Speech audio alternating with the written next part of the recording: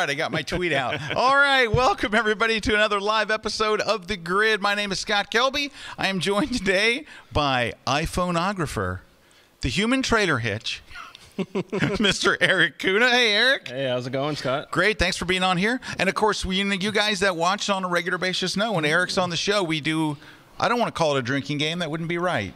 But it's a game where when Erik says a key phrase, and you guys know what it is, it begins with A, I'm not telling you to do this. I'm just saying there are people out there that will actually take a drink, and not even in Grid mugs, but in, you know, other kinds of big frosty mugs. Mm-hmm. Anyway, we're very glad to have you guys here today. Today is Blind Photo Critique Day, so we've had our viewers send in images to critique. We're going to give them honest critiques here in just a few minutes. First, we have one bit of news before we get started because it's kind of big news. So you guys hear us talk about the platypods quite a bit. We give platypods away almost every week. They're a sponsor of the show, but they just came out with something that is off the chain. So it is a Kickstarter campaign for the brand new, ready? I've teased it before because I accidentally mentioned it one day. It's this little bad boy right here. It is a tiny little baby Ultra. It's called the Ultra. It's a baby platypod. It's the Ultra Platy. It's the Ultra Platypod. I got to tell you, what they've done to this, like you talk about a company that listens to their users, right? So this actually is for, so the Max one we're gonna give away one today. We're giving away a Max today, not this one. This one is not built yet. This is a prototype. They're having a Kickstarter campaign, but the Max is for big cameras with larger lenses and stuff. This Ultra is for small DSLRs. If you've got maybe a compact camera or medium, but Erik proved this. Watch, Erik. Yeah. Before we got on the show, I was like, this is how I'm going to use this. I can use this. He's using a three-legged thing ball head here, an airhead. Yeah, and then I'll just and here's your phone, and he puts his phone right in here. Right in there. It is this is just the most clever. See, I have it here on like a Canon Rebel. But it's for the smaller, like mirrorless or small DSLR cameras, and it is unbelievably sturdy. It is so lightweight. It is sturdy as a rock. But I'm going to show you a little video in just a second. That they launched the Kickstarter. They launched the Kickstarter today, and I got to tell you, and there's more to this. So I want to get to the images, so I don't want to spend too long on it, but. They did some amazing things with this. Now, I saw a big, long 5-minute video on it that's on their Kickstarter page. When you go to their Kickstarter page, we're going to give you the address in just a second. There it is. There's Kickstarter. You can just search for the Platypod Ultra and go there right now. Watch that whole video. It talks about how it differs from the other one and all this kind of stuff. Anyway, it just started. They just kicked it off today. So go there now, get in line because they got a screaming deal on it. But here's what the deal is. This thing is so lightweight. It is made of aircraft grade aluminum, and there's a titanium bolt that's embedded through the plate and welded into place, and this is our own patented like technology and all, so that it will not come loose under any circumstances. And they've tested it to over 100 pounds off access on that tiny little plate. All right, so it's kind of crazy. All right, here's what's strong. Oh, it's ridiculously and strong. And all these attachments, and it really is. I mean, it's like, well, that's why they got to watch the video. It is a Swiss Army knife of like mounting. But it's not just for putting on the ground. You can mount it to a telephone pole. You can mount it to a tree. And that's why you got to go see the Kickstarter thing. It's really, really cool. Here's what you get. It's really cool when you're traveling because a lot of places you can't bring a tripod. Yeah. This is the solution. Right. If you cannot bring a tripod, you take this. And even if you can bring a tripod, there's no it's so small, there's no reason not to have one. Let me tell you what you get when you get in the box. I have they sent me like a demo box here. All right, here's what you get. A lovely red pouch. But you know what's in the pouch? The feet. So these are screw-on feet. You use this if you're going to be on like concrete or like on a rock or something, any uneven surface. You don't have to put all four in. You can put in 1, 2, 3, 4. The other side has rubber feet. Let's see if we can get a close-up of the rubber feet. The other side has rubber feet. So the rubber feet are when you want to put it on your car or on some kind of surface you don't want to scratch, right? So it comes with that. It also comes with a carabiner. Is that what they call them? A carabiner? That's what that is. A carabiner. So you can like carabiner. A carabiner. Whatever. It's the thing with whatever you want to call it. All right. It's one of those things. Comes with one of these and this strap. And Bet this you strap, can buy that on Amazon. Oh, sorry. You can? Can you buy this on Amazon? Oh, I'm sure you can. Oh, you can buy a carabiner. Surely. Where? Not a Platypod yet. Not yet. But well, these haven't even been made yet. All right. We literally have like two of the only promo. Yeah. No. This is. I mean, this is what I've been dreaming for because those are just so big. Well, these are for pros. These are for you have a 5D Mark III. You got a Nikon 5D, a 1DX. You got something like that. And this is what we're giving away today. So we're going to give away a Platypod Max today. This is the big bad boy. But that one is already out, and we have one to give away today. This has the strap. It comes with all this kind of stuff. But here's the deal. So they have an optional multi-accessory bag. So the multi-accessory is this kit right here. Yeah, and that's got all the straps and all that stuff. It has the longer strap. It has what's cool about it. It has. Can I show it real quick? Mm-hmm. It has a non-stick grip plate. It's not a plate. It's a pad. A non-stick grip pad. So if you want to put it on your car and lay the whole thing right in your car flat, it won't move. It won't budge. It's really, really nice. This is what I use. So I'm writing a book. I'm in the middle of writing a book on flash, and this is in there because you mount your flash right on here. So it's already got a stud to mount it on here. You put your flash, you put this behind the bride, you put it anywhere, you put it inside a vehicle. You can do so it comes with all these features. And then there's your adapter. This adapter raises it up. So depending on what now we like either the Airheads or the Oben. So what's on my right here is the Oben. So this is the Oben ball head. And actually B&H sells this with the Oben ball head as like a kit. All right, so the Oben, and the Oben is the most underrated ball head. It's for the price the best. Yeah. Same thing with the Airheads. These are for the money. They're just incredibly good. The best for the price. This, if you happen to already have a ball head, this lifts it up a little. Anyway. If you go to Kickstarter right now, they've got a deal. There's a 36-inch tension strap. There's the extender. There's the pad. There's all the stuff and a little carrying case for it all. Drawstring pouch. Okay, they have an early bird deal. For a limited time, if you go and sign up for it right now as part of the Kickstarter, you get the kit for free. You get the whole multi-accessory kit for free. So, that all being said, we got one more thing and we got to go. But go there right now. Go to Kickstarter, or you can go to Platypod, Platy, pod.com, click on their Kickstarter thing. If you watch the video, it really explains all the uses. I'm just rushing through it because we got a whole show to do. But go watch the video. Oh, didn't David? I got a 1 minute. I got a 1 minute. Yeah. You need to watch the 5 minute. Let's go ahead and roll the 1 minute so you can see, and then we're going to get on with stuff. Here's the 1 minute. Check it out. Yeah.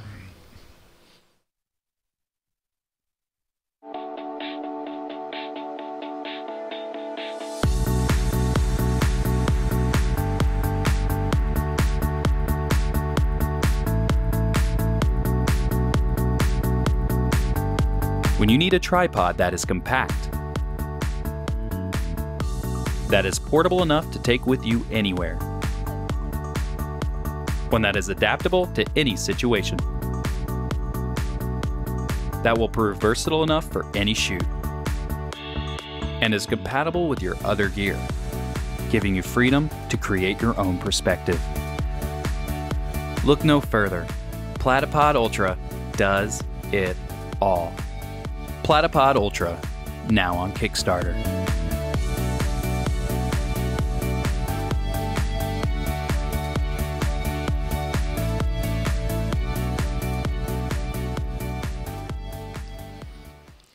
That gives you a really good idea, but you got to watch the video. It's like 5 minutes. I promise you it's worth it. You will love it. Their products are great. The people behind it are really good. Really, really good people with the best intentions. They're real photographers. They saw this need, and they've done a brilliant job. And it was funny because when I got this Ultra, I say the same thing about a Wacom tablet. What can they possibly add to a Wacom tablet? It's so good. And when they came out with this, I couldn't believe this stuff. And you don't realize it till you watch the video. Like, man, they are listening to their customers at a crazy level. All right, we got to get to the show. A couple things. We're going to have some giveaways. Of course, we're doing the Platypod Max. We're also going to give away, our friends at Lens Pro To Go gave us a $50 gift cards. So someone's going to win one of these today. It allows you to rent cool stuff, lenses, bodies, whatever you want. They are awesome people and an awesome company, Lens Pro to go. Go check out their stuff. Go see. I'm always impressed when you go to their website and you see the volume of stuff, their inventory.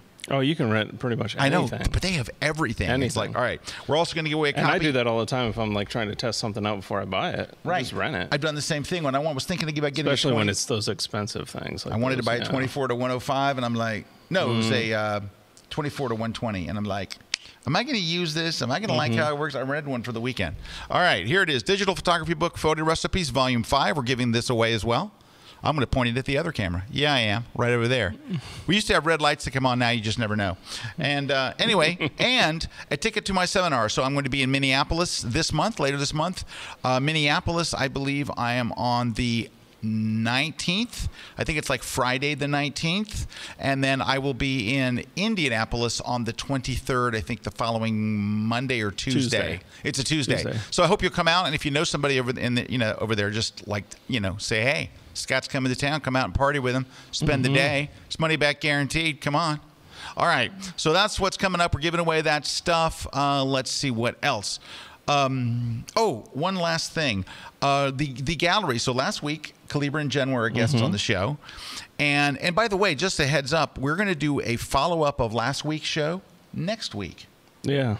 Based on a comment in the Kelbyone community, which is a great idea for further discussion. And I'll tell you what, the discussions in the community are like insane right now. Oh my gosh, that community is blowing up. Yeah, people are like, they'll ask a question and get immediately like an answer, and it's great. Yeah. Yeah. No, it is. And I was just in there right before the show here. Just but it is going to be a really good topic because from that conversation you were telling me about. Oh yeah, and so because it's a continuation, we asked Jen and Cleaver to come back on next. That's next week's. Tell your friends, tell your neighbors, tell people you don't even know. And that'll be a huge topic. It really will. Oh, it will. I think it's going to hit some. Because I know Jen. I've done production work before and too, and like that's definitely something that's going to It's going to resonate with a lot of people. And then so it's going to be a good topic. Yes, it is. All righty. Now, I want to give some shout outs here. We got Stephanie Richer, who is probably in a let me think, a bingo hall in Bangkok. Says, give me one, Scott. We have to win. I don't pick the winners. Bingo hall in Bangkok. Wow. All right. Ben says, boom, Ben and Bridget here again. Looking for it as usual. Nobody mentioned Amazon. Too late. I just said it. Sorry. Yep. That's where I got this little adapter from my iPhone. The adapter? I love that thing. Really? The adapter? Amazon. There you go. All right. Dave Clayton's here. Hey, Dave says, good evening, chaps. Well, it's 4 o'clock here, Dave, so we don't really call it evening, but sure. And look, Glenn Dewis is there. Hey, folks. Hey, Glenn Dewis. Hey, can I give Glenn a plug? Do you mind? You don't care? Yeah. All right. So Glenn wrote a brand new book, and it is on Amazon, and it's How to Steal Like a Photographer? Photograph like a thief. Photograph like a thief. There you go. I'm sorry. I always kind of screw that title up. How to Photograph Like a Thief. That's exactly it. And I have a copy sitting on my desk. Oh, my gosh. Now, I write books for a living, so I hate to say somebody else wrote the book of the year. But Glenn's book.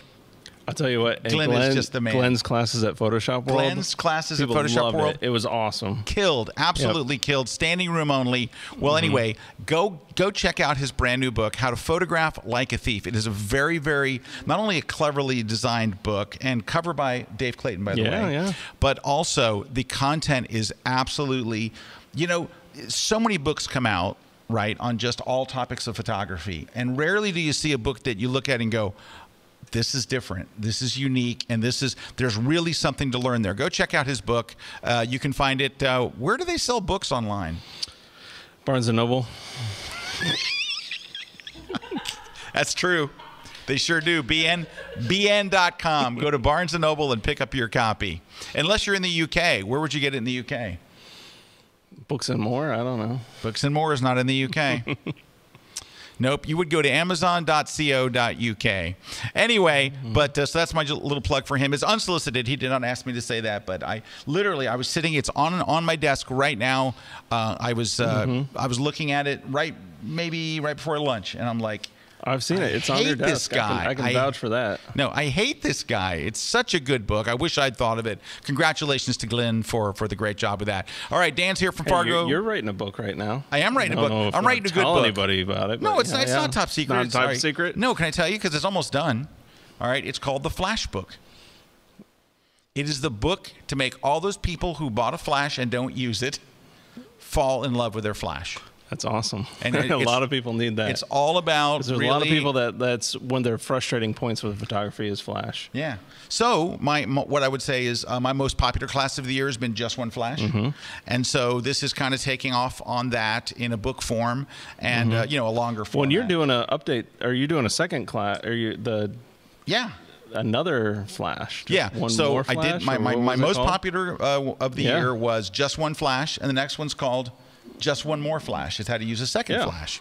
So I talk about all that in the book, but I'll do in the new class. And how cheap Flashes are on B&H. Yes, they're very inexpensive on. Ooh. I mean, it's definitely something where it's getting that second Flash or getting that first Flash. Just getting up to speed with the first Flash is really important, but getting that second Flash, you can really take it to the next level. Yeah, we are. Yeah. It's going to be fun. All right. So the last week on the show with Jen and Calibra, we announced that the gallery is up. Right. So the contest ends in 5 days. If you're a Kelbyone member and you have not entered the contest, do it right now. Everybody should enter. So the guy who won the first one, Mark Wegner. Do you think Mark said, "Oh, I knew I was going to win"? Mark was like, "I can't believe I won. I had no idea." He was, So enter. You just never know. So enter, and you have nothing to lose. And I think that's the key point with that is we're looking for somebody who doesn't have a huge kind of an following, and somebody who doesn't. So we're looking to feature somebody. Yeah. So I mean, if you feel like, hey, I've got a body of work, then submit it. That's it. Absolutely. We are just looking for a body of work, and of course, it's open to Kelbyone members only. So I know a lot of you are Kelbyone members. Just go to your dashboard. The little big graphics that go by and tell you news. One of them will be about the gallery. Go right there and check out. If you're a Kelbyone member, entering is free, and you could be at our next opening. So I hope you will go check that out. There it is. There's the gallery at Kelbyone, and it's an actual, real, physical gallery. It's not a virtual gallery. It's real, and we have an opening for you. We fly you and a guest in, and we have a wine and cheese opening. We all look at your art and admire it. It's printed beautifully by Bay Photo using a very clever display system, and then we go into the theater and we do a live interview streamed around the world live, and people get to learn more about you and your work, and we're basically just trying to get you more exposure, and that's the end product. We're not trying to sell anything.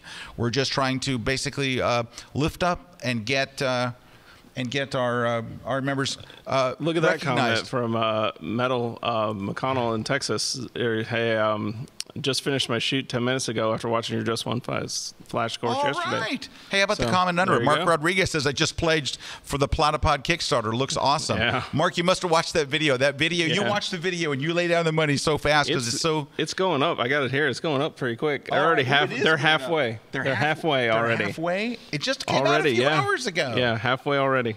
Well, go get the accessory kit is worth it. Go get the kit right now because you're going to buy one anyway. You are. All right. Dan's here from Fargo. I think I already said that. Nicola says, hey, I got my picks submitted. I hope they get picked. And hi from Italy. Hi, Nicola. Peter's here from Denmark. Moorhead here from Aruba. Aruba. Very nice. Hey, Peter Treadway's here. Peter, I wonder if Peter's back from America yet. Peter's been stuck in America, traveling everywhere. So I don't know if it's stuck. Well, yeah, it's stuck. Yeah, because once you're here, you can't get out. Fran Hughes is here. Hi, Fran. Nice to have you here. Victoria Pavlov. I want to give her a hug. Hi, Victoria. And lots of great people here. Rose is here from New Zealand. She said, Richard Burnaby's class is awesome. I've been to the beach, and I'm getting my processing done. Well done. Nice. Oh, my gosh, there's so many people here today. Artist First says, say hi to Scott and Eric for me. Absolutely. Hi. And let's see who else is here. All right, so Fran Hughes is asking, when and where will Photoshop World 2018 be held? I need to go. So, Fran, this is the stupidest thing ever, but we're waiting for the convention center because a very large, big corporation is moving out on the day that we want to move in. They have to give us the okay that we can move in on the out date, and then we will know. Very large corporation. Very, very large company. I like how you we put have that. no leverage. I'm not going to say who it is. Yeah, I know. We have no leverage. We're just waiting, and when they say it's okay, then we'll be able to announce the dates. Believe me, it's driving us crazy because we're very excited. All right, so we're going to take a break. Oh my gosh, we need a break. When we come back, we're going to get to every single one. I've got a good collection of images to critique today. We're going to get to all of them. I don't care if we're here till 5 in the morning. No, it's going to be good. We're going to take a short break. When we come back, we're blasting in it. Thanks to everybody for hanging on through all that with us. Had to do a bit of housekeeping. Well, the Platypod thing, it's exciting. That is cool. And that is an awesome product. And I use it. I use them for football. I use them for wedding shoots. I'm thinking of more ways now that I've got this bad boy to use, because I've got smaller cameras. Everything I have is in a 1DX. I've got 5D Mark IIIs and stuff. And I've got obviously a Canon. I've got a Canon everything. So anyway, we'll take a short break. When we come back, we're launching into those blind critiques. Stick around. Don't go away. Hey guys, Christy from Shark Pixel here, and I am so super thrilled to be bringing you this fully loaded new class all on retouching eyes. All right, you are going to learn things like how to accentuate or change eye color, how to add dimension, how to open eyes in multiple different ways, and lastly, we're going to get really advanced and start adding some luscious lashes to our images to really make those eyes pop. So stay tuned and watch my new class only on Kelbyone.com. Hi everyone, I'm Tracy Sweeney of Elan Studio, and I'm going to be teaching you all about family photography. We're going to go ahead and craft these really beautiful, timeless images for our clients that they will treasure for a lifetime. I'll be teaching you all of my tips, how I harness this really gorgeous, but often harsh light, what I do when I'm in a park setting and I'm working with dappled light beneath the trees, what I do at the beach in golden hour.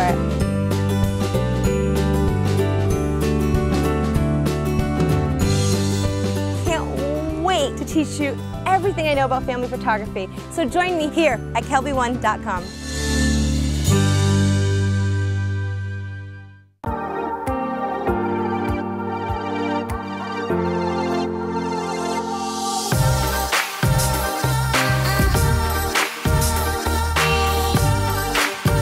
Hi, I'm Richard Burnaby. We're in Cape Hatteras in the Outer Banks of North Carolina.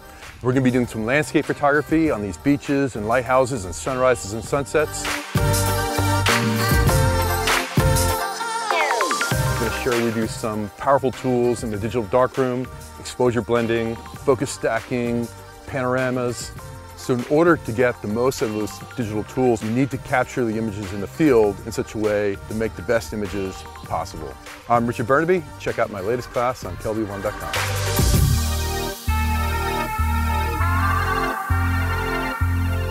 Can I ask you a question? How come every time we come out of commercial, Juan's counting backwards?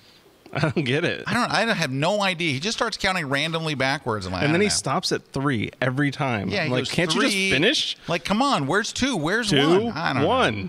Anyway, so you know why? Because he wants to say 2, 1. 1. Yeah, Right. That's probably it. All right, anyway, glad to have you guys with us here. Hey, I just want to mention I got a new class coming out tomorrow.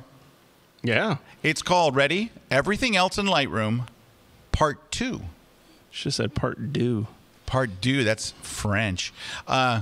So that's tomorrow is my brand new class for Kelbyone. It's called Everything Else in Lightroom Part 2. I went deep into this stuff now. We're going like deep into like custom naming templates and soft proofing and all that other stuff, you know, not the everyday that stuff. Deep Lightroom stuff. And I did it in the same format I did Part 1, where it's you just jump right to the one you want and you just watch that one. You know, it's not like you watch the class contiguous. It's like a resource where you go, I want to learn these 3 particular things, and they're there. So there's Part 1 and Part 2. It's a whole bunch of them. It comes out live. Last week, if you missed it, Christy Shirks, an entire class on retouching eyes. So for serious retouchers, go check that out. All right. Let's do some stuff. So we asked our viewers to submit images, and a whole bunch of them did. Not maybe Rabino Wen. Oh, Rubino went. Rubino's in the house, but other people submitted images. We don't actually know who submitted it because it is a blind Unless photo you critique. watermark your image. And then if you watermark your image, then we know, but I don't think anybody did today. Okay. All right. So a bunch of people submitted images. We're going to look at 3 images apiece, and we're going to give an honest critique. And the reason I'm giving an honest critique is because nobody else will. Your friends aren't going to tell you. Right? Yeah. Your friends are going to go, yeah, you're just not very good. Everybody's like, oh, you're awesome, you know. So, but it's not to be mean. We're going to try to help you. So it's basically I'm trying to give you some advice that will hopefully help you make better pictures. So that's what we're doing. So let's start off and look at the very first one, which is this one right here. All right. So we have 3 images here. I'm opening them up in Camera Raw because they were kind of small and it makes them a little better. And here are 3 images. All right, so let me say this first. I really like where you're going with this. I really like that it's a theme. Mm-hmm. I like that you're carrying on a theme, and I like that. And I kind of like your composition as well. I think your composition's nice. I like where there's dark areas, light areas. I think it looks like a little dodging and burning, and I think that is really well done. It has a very leading line effect the way you're shooting it. You know, like you're leading the viewer really well. I like the combination of darkness and brightness. Down the hallway. You feel like you're going down the hallway. There's so many photographically things done well, surrounded by too much post-processing. Yeah. So look, you got some good stuff here. You really do. But your amp is on 11. Yeah, that's what I would say. You just went too far. Yeah, really. This is good stuff. You're a good photographer. And I can't even really tell you anything photographically. The only thing I would tell you, if you want to make these look more epic, get down really low. With a Platypod? No, I'm just kidding. Get down really low. If you get down on your knees and shoot, everything's going to look bigger and more epic. Now, these look like they're either taken at eye level or close to eye level. Yeah. If you can get down literally on the ground, sit on the ground or whatever. If you have to use a device, you could certainly use something like a Platypod or a short tripod or a GorillaPod or whatever you want. So I'm not saying to get down low. I'm not like I'm going to fire the FBI director just because there's an investigation going on. No, I'm telling you that you want to get really low because it'll make a difference. And you got good stuff, but man, think what this would look like when you're down low. And I think your lens you're at a 24. I was going to say, if you could go a little wider and a little lower and back off this is just way too vibrant. I'm going to pull off the vibrance a little. It's just too much in your face. Yeah, I pulled it way down. It probably went too far because it's almost black and white. But you know what it is? Those reds, these colors are so vibrant, it just looks fake. And no one's going to go, oh, that's how it really looked. When the color starts to draw attention to itself in not a good way, you've gone too far. But anyway, I really like where you're going. I really, really, really, really like it. You're so close. Let's just back off. Truthfully then that's one thing I had to learn in the beginning was I'd always take it about 25% too far, and you always got to pull back that 25%. You think it's like, oh, it's good, and it's like, pull it back 25%. Get it where you think it's right, where it looks good to you, and then just back it off a bit, and then it'll look good to everybody else too. Because I know it looks good to you. You did it. You're not like, this looks terrible. Here, I'm submitting them for critique. You thought they looked good, and that's okay. But it's just. I like the tone of the last one the best. The tone of this one? Yeah. Like as far as it's not too far. This one's not too far, but it's a little too crunchy. Yeah, a little bit too much. Yeah. You're so close to having good stuff. But I mean, it's not bad stuff, so don't get me wrong. You can have better stuff, and you're close. You're very, very close. So hats off to you for good photography, and I like the thematicness of your stuff. Very good. So we're off to a good start. Yeah, it looks like a Spanish prison. Yeah, it looks like a Spanish prison. Thank you. Yeah. What? All right, so we have... it looks just like the castle or something. We have Eye of the Horse. Another horse. Aww. That's cool. You know what? I like all of these. I love the drama of the light here. Right? I love the drama of the light, and I like that you're close enough to where you can kind of connect with the horse. This is well done. If I was going to nitpick, and I don't know why I'd like to see a little more room in front of the horse. But I know what you're trying to do. You've got this great plume of dirt. So you'd almost have to like physically back up a little bit. You do have a line running right through the rider's face, but honestly, I'm not really looking at him as much as I'm looking at the horse. I like this shot. I think it's pretty good. I'm just nitpicking. It's actually good. And of course, this one is just adorable. I love the little bit of light, but you know what I really think is well done here? How the baby horse, and what do you call a baby horse? Foal? No, it's called an Amazon. No. So, no, what would you call it? A pony. It's not a pony. No, is it a foal? We'll ask Jen. Jen knows stuff like this. Jen, what's a baby horse called? A baby horse. Thank you very much. The baby horse, and then the mama horse. I like the way the baby horse draws your eyes because of the it's well lit, but the mama horse is there and still nicely lit. These are just all nicely done. I really don't have much to tell you. I think you're doing an awesome job. It's just, these are just good. Congratulations. Come on, somebody needs work here, right? All right, let's see what we got here. All right. Inside of a Chevy. Inside of a backside. All right. Camaro. Very Tim Wallace-esque. Yeah, right? very Tim Wallace-esque. All right. So I think you're doing a lot of things right here. Where are the bad photos? These are good. I think you're doing a lot of things right. But can I tell you, the thing that I would want to tell you, this is just looking at it, and I'm not a Tim Wallace, right? I'm a Tim Wallace student just like you. So I would say this. They all seem underexposed. Now, let me explain what Tim does. What Tim does is Tim's things are bright with a lot of darkness around it. This is just dark. This is just, it looks like, can I show you? In fact, I've got just give me 1 second. Can you just cut to me for a second? Give me 1 second. So I have some images that Tim took. So we had a pre-conference session at Photoshop World. And the pre-conference session at Photoshop World, Tim shot 2 Teslas, a blue one and a red one. And that one was like inside a convention center. This is inside a convention center, like an ugly room, in the ugliest room you've ever seen, right? And so I'm just going. Well, hold on. Sterile environment as can be. Right, sterile environment as can be. And look at these shots that Tim did. But you'll see they're very bright, and then they fall off to dark. Now, he's using f/22 for his f-stop. He's very, very close with a lot of power on the light. All right, and then here's a wheel. These are taken in the class. Yeah, these are with the students there in the class. We brought like 2 cars behind the scenes. Yeah, you could like have that and be like, oh yeah, really? Yeah. We brought 2 cars. Actually, I think on my blog there is one. If you want to go see if you can find it. But take a look at this. Here's the nameplate in the back.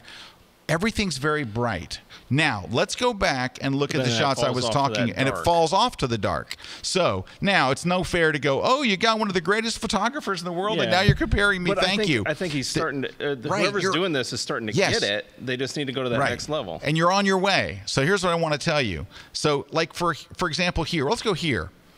There's just a little too much going on here. It needs to be brighter. So remember how Tim's had this one area where it was very, very bright and then it falls off? This is kind of overlit here, and it's fairly kind of dark in here, and there's a little thing here. I think you need to like choose your subject. And I don't want you to be like disappointed by this, because I think you're doing really well. I think you're doing quite well.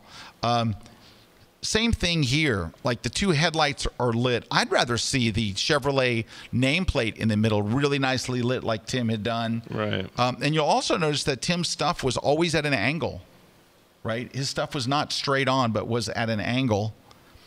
And oh, here it is. Yeah. So let me see if I can. And we'll switch to video control room 1. Hey, Eric found a shot from my blog, so you can see the car he shot. And here it is. Here's the image right here. Maybe you can zoom in on it, or let's just zoom a bit. There you go. Yeah. Yeah. He's in the middle of the classroom with the students on all sides of the car.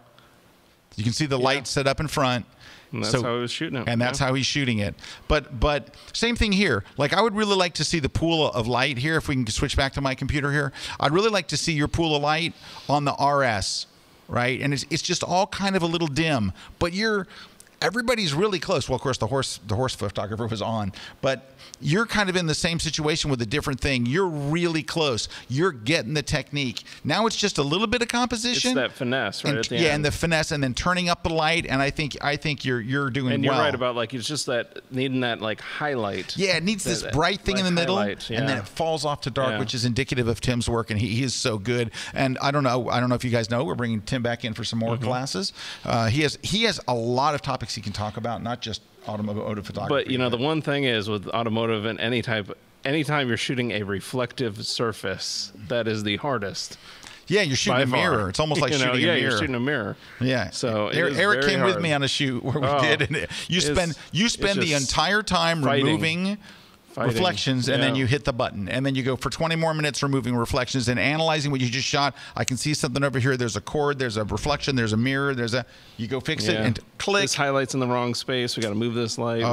Unbelievable. Anyway, I think you're doing good. I think you're on your way. I'm very, very encouraged what you're doing there. All right, let's take a look at the next one. Now, I want to give you a disclaimer before you look at these. You guys know that watch the show that what I think of dead tree shots. I am not a fan of dead tree shots. So you're already kind of starting in the hole. Let's take a look.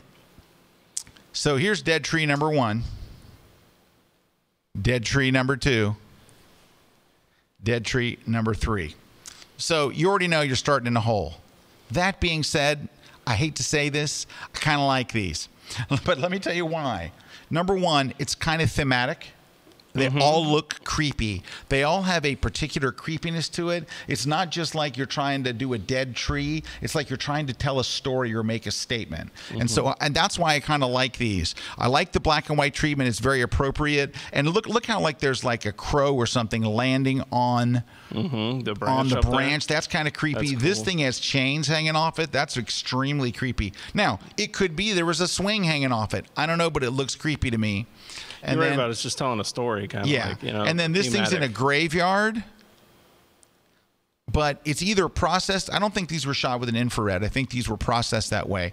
But I hate to say it because you know how I feel about this stuff. I'm saying it anyway. I kind of like these. Nice. I like the thematic stuff, and I kind of like your processing. And I hate to say it. Please don't tell anybody I liked your dead tree shots because it'll come back to haunt me on another show. Well, I thought you liked dead trees again. I like this guy's or this woman's dead trees. All right. So anyway,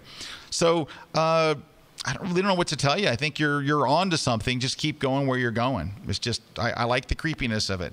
And if you're watching and you're thinking I didn't mean it to be creepy, then oh well, it's an epic fail then. Hey, somebody had a good comment here. Matt Charnitsky said, and he's got a very good point here. Whenever I process images, I always revisit them 24 hours later to make sure I haven't gone too far. I've heard of a lot of photographers do that. I do that. I always feel differently 24 hours after a shoot, because the excitement of the shoot. Yeah, you get emotionally attached. And you're like, oh man, it was great. We were having so much fun. Oh, Kathy Bateson. Hey, greetings, Kathy Bateson. Says it's a foul. It's a foal. A foal. F-O-A-L? Yeah. A foal, not a foul. That would be a bird. It's a foal. All right. There you go. Thank you, Kathy Bateson. Coming in from Ireland. Is Kathy from Ireland? Yes. From Ireland, yep. So we got to meet her in person at Photoshop World. Lovely person, very, very nice. And she was really there to have a good time. She came like, I'm here to have, I'm going to watch every class. I'm going to do everything. I'm going to every party. I'm going to do everything. She's like, if anybody got their money's worth out of Photoshop World, it was Kathy Bateson. All right. Mark Rodriguez says, Tim's business classes are amazing. They are. And that's, we're talking to him about that as well. Yeah. Okay.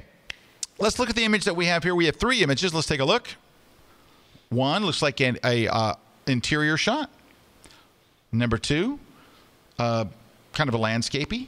Number 3, an automobile shot. First, very good.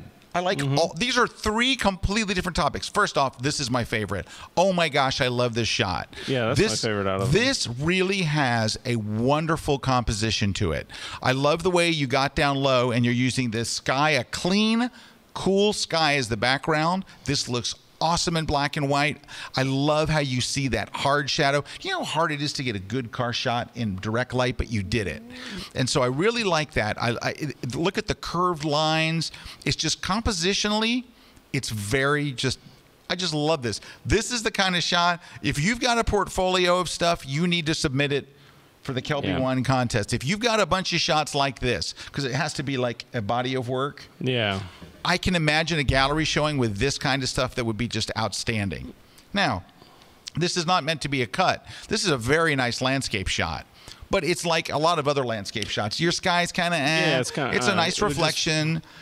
Technically, perfectly executed. You're down low. You've got the nice reflection. You were there at the right time of day. You got a nice range of colors. You're obviously a very accomplished photographer. But oh my gosh, did you see this one? So that's really good. This is nicely done. It's very commercially done. You're down low, and I love that you're not afraid to get down low. And all three of your photos, the photographer, because think about this, guys, if we can just switch back to me here for a second. And I'm just going to, I'll just borrow this one right here. I want you to think about this for a second, and I've talked about this on my tour. I just lost something. Doesn't matter. All right. What does every brand new photographer do? They walk up to an object, whatever it is, they stand up and they shoot the entire thing at eye level. Whatever it is, they shoot at eye level. So you could make the case that 99% of amateur photography is done standing in front of something at eye level. When you lower your perspective, like this photographer did for every single one of these shots, you're now immediately doing something that separates you from amateur photographers. You're changing that perspective. It sounds like a little thing. When you go down on one knee, it goes up a big notch. When you lay down, it goes to a whole nother notch. Because what happens is this. There are photographers who are willing to get on one knee. There are more serious photographers that are willing to lay down. Oh, yeah. And when you see someone laying down to take a shot, you go, they're trying to get it done. They're serious about it. The photographer that we're looking at here, they are doing all three consistently. You would be, if they were standing at eye level, you would see the top of that desk. Oh yeah, they're willing to change the angle, and that's a big thing. I mean, that's a big thing even in video. You know, changing your perspective, because like you just said, I mean, we're so used to seeing the world at eye level that when you change that perspective, your work stands out right there. I mean, that's kind of like already a little bit cheating when you just change your perspective. It is. It's the most inexpensive thing you can do to make your photos look more professional. Yep. And hats off to this photographer. I don't have anything to tell you because you're obviously very accomplished. Your lighting looks good. Like inside even if you're not bringing your own lighting, you're very aware of what's going on. Your landscape stuff is very good. It's technically right. I would have liked a nicer sky, but we don't have much control over that. You know, that's the only thing the sky. This thing is outstanding. Come on, this is like, you need a gallery showing. Take more of like this, and you'll really be on to something. And all of your shots are good. I mean, you may be taking that first one to make a living and things like that, but oh man, you beautifully composed and processed this shot. My hat's off to you. Please let me find someone bad.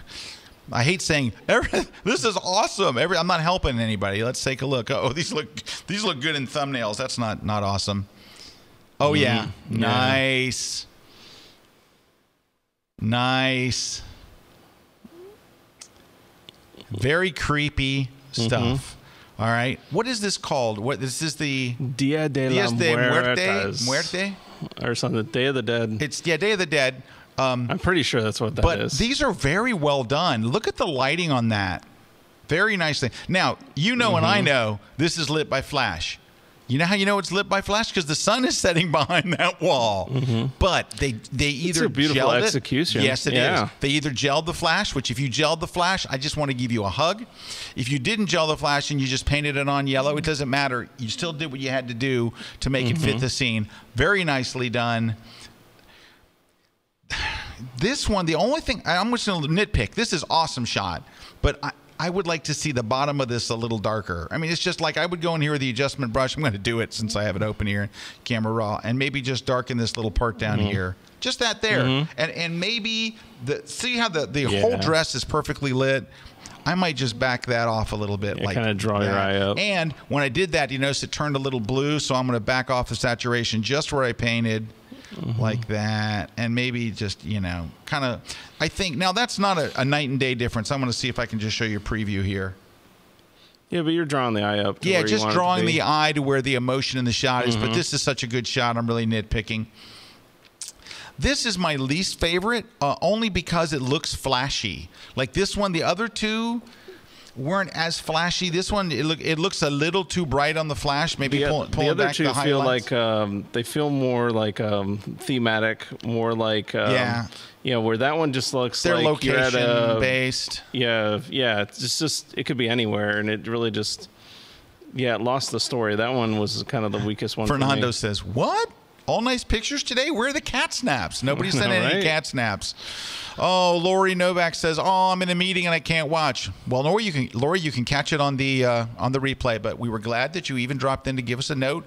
Mart Rodriguez is talking about Kathy Bateson, and she says, "I can attest." He says, "I can attest that Kathy had a great time. I have photos to prove it." And Kathy Bateson said, "Yes, you got it right. I had the best time." Hey, you're on there. See if you can find a Kathy Bateson photo. I think there's a photo of her outside of Midnight Madness, right on the page that you're on, outside of Midnight Madness, and you can see Kathy having a really good time.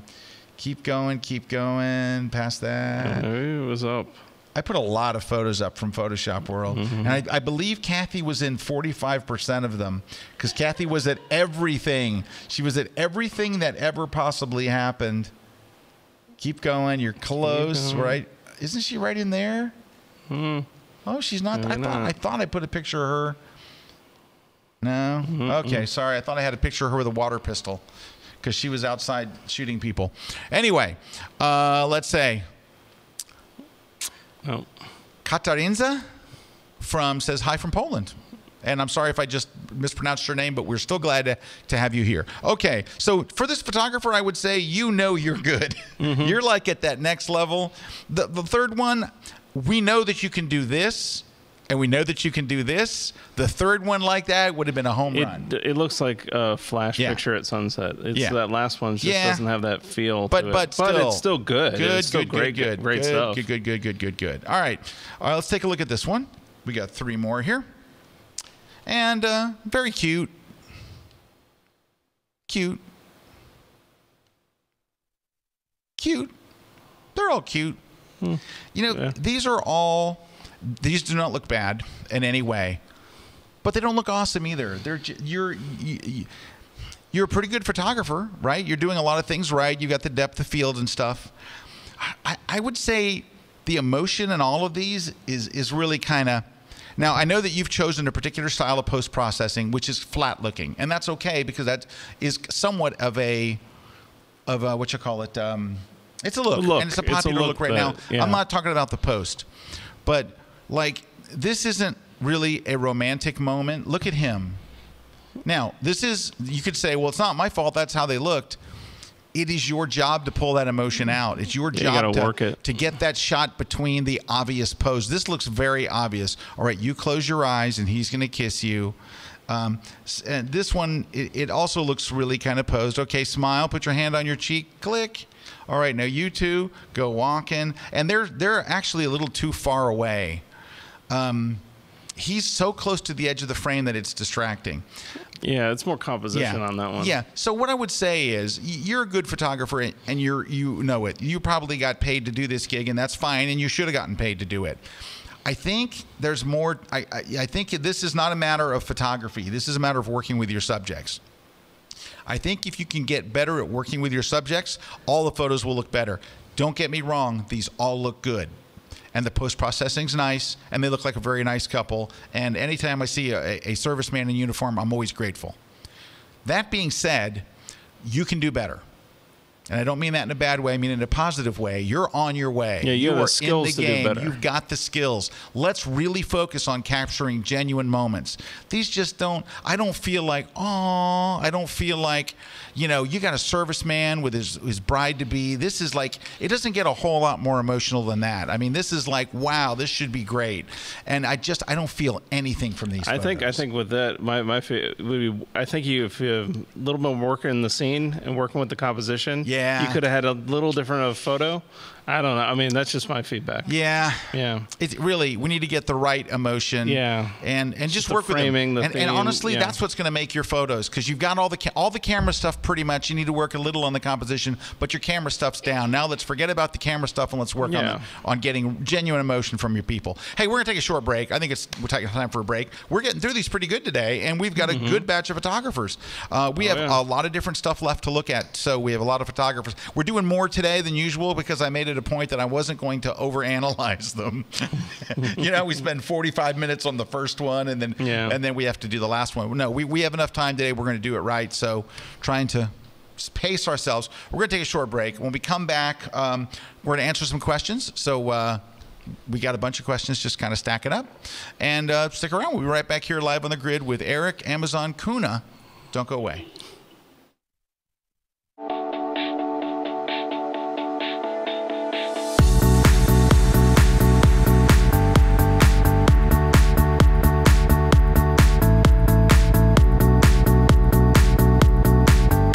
When you need a tripod that is compact, that is portable enough to take with you anywhere, one that is adaptable to any situation, that will prove versatile enough for any shoot, and is compatible with your other gear, giving you freedom to create your own perspective. Look no further. Platypod Ultra does it all. Platypod Ultra, now on Kickstarter.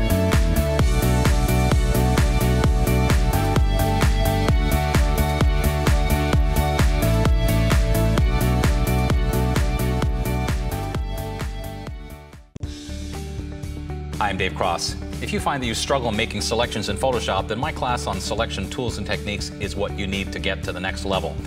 In this class, we're going to talk about not only all the individual selection tools, but strategies on how to use the tools in tandem to end up with a great selection.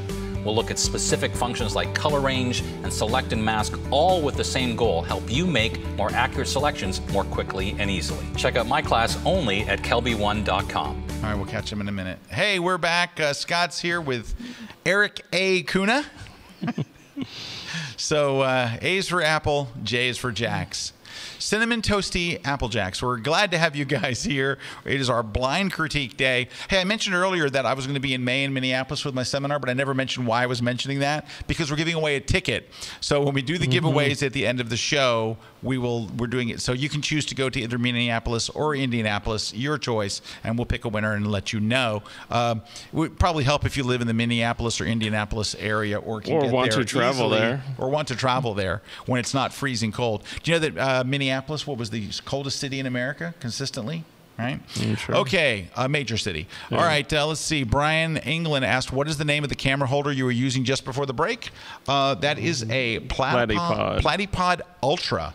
So this is just announced today in a Kickstarter thing. I'm not going to go into it because we went into it. So, but we get carried away when we get new gear. We're gear freaks. Not you though, Erik. No, not at all. No, he's not very influenced by gear. Really, to him, gear's just a tool. He really doesn't care what he uses. Anyway, we're gear freaks. We can't help it.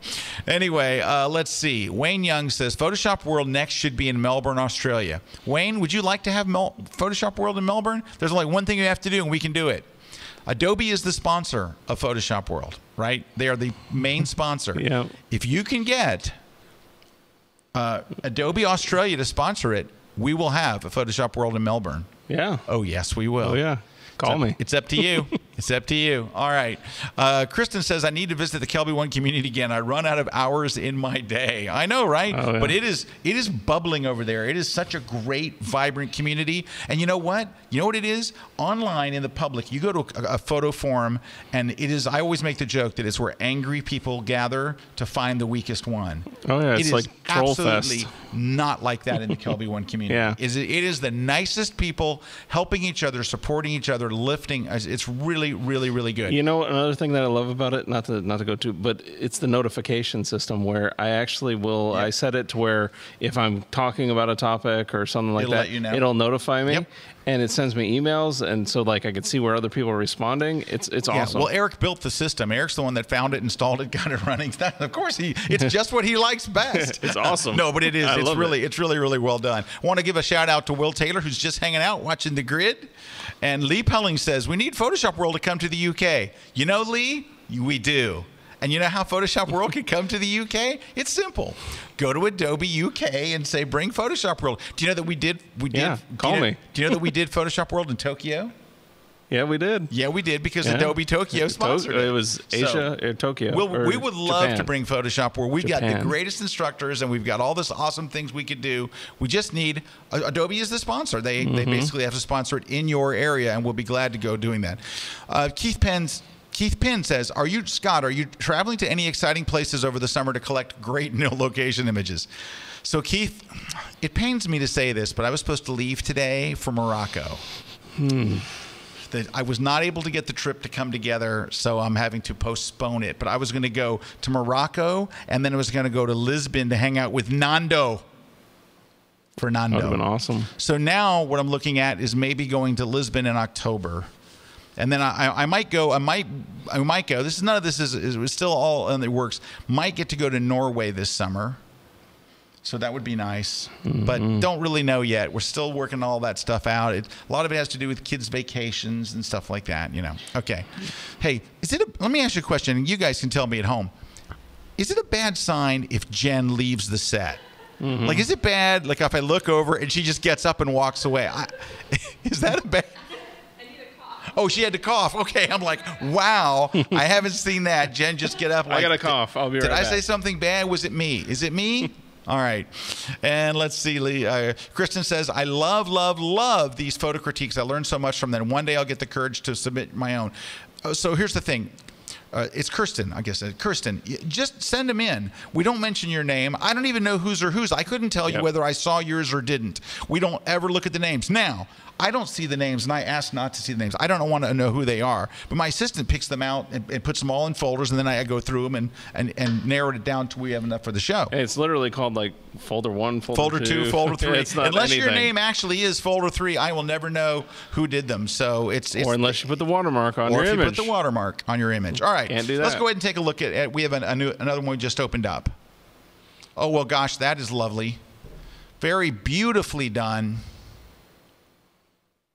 Beautifully done. Yeah. Oh, you're killing me. All right. I love that one. What am I going to say?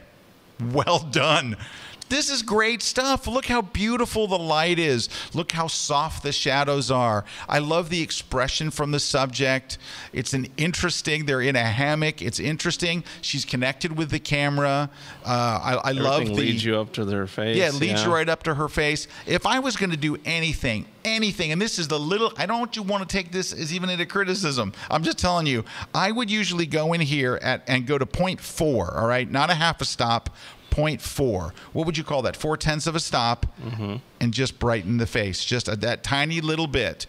In fact, in this case, it might be too bright, maybe 0.3, and that's it. And watch what a little difference is. It's very minor. What I'm going to show you, you're going to be like, what? I always put a little extra pop of light at the very end. Every single portrait.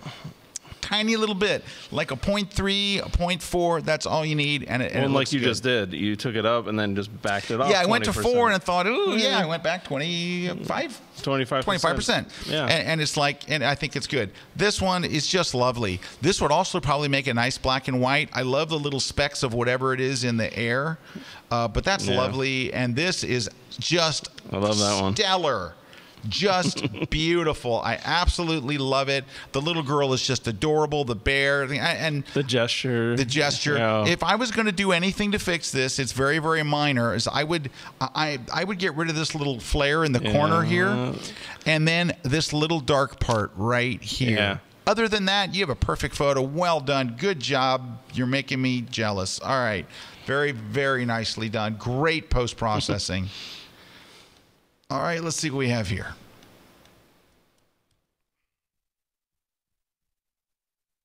Here's one. We'll take a look at the next one. Okay, I like these because I'm into travel photography, so I'm already predisposed to like them. But I think these are well done. Can I tell you something? And this may be legit or it may be wrong, but the bokeh on the background looks fake to me. Now, you may be able to, like, maybe if you're watching this live, you can say, no, Scott, that's all in camera. But you're at 32 millimeter. I'm thinking that background was not that out of focus. It is very, very hard to get a wide angle shot where you're not super close to the subject, where the background's any out of focus. That background looks fake to me. It looks fake. And it does. It was f4, so I mean, you definitely. I mean, well, yeah, f4, but it's the wide angle that I think really is the. So I like the shot and I like the composition. There are ways to get more realistic out of focus bokeh, and if you're going to go, I think I'd go a little further. But I think that was faked. It's still not a bad shot. Don't get me wrong, but. To me, that's jumping out at me. I don't want to notice the background. The background's supposed to be out of focus. I want to see. It doesn't take. I don't have to go. Wait, is that Big Ben? It'll still be Big Ben if you blur it some more. I think it should be blurrier, and I think it should be a more realistic blur. So I'm going to guess that maybe you did this in Lightroom using negative clarity and negative sharpening with the adjustment brush, in which case you won't get as much as you would if you went to Photoshop and used the actual filter called lens blur, which is a much more realistic. It's not like crazy realistic, but it's pretty good. There are also some filters that do a nice job. I'm nitpicking because it's a nice photo and I like the black and white treatment, but when I look at it, something about it bothers me, and I think that's what it is. This one I like, and it is shot at 16. I like the wideness. It's just kind of interesting. I kind of like the way it tells the story. You know what else is nice? The use of the railing to lead you to the other guy. That's kind of a cool shot. Here's one with a fake background again. It still looks fakey. You're at 70 millimeter. There's no way that it's that out of focus, out of camera, I'm thinking. But I still like this shot. You have an interesting style. I think you definitely have a style, and I like it. Your style comes kind of, that's a fairly low angle, that's almost standing. This one's a low angle. For you to get those bikes and stuff and not see the top of everything, I think that's pretty well. And it looks like you might have used a flash or something. We're supposed to look at 3 images, so I'm just going to look at these 3 really. But I like the treatment. I think I would stick with the black and white here.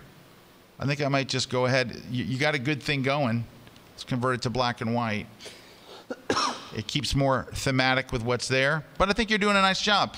If I was going to give you a critique to make There you go. The shot of the girl in London has fake bokeh. It's mine. Ah, okay. I intended to do it to isolate it. All right. But you're right. Yep. Okay. All right. So here's the good news. So let's try it again. Okay. let's by let's I mean you.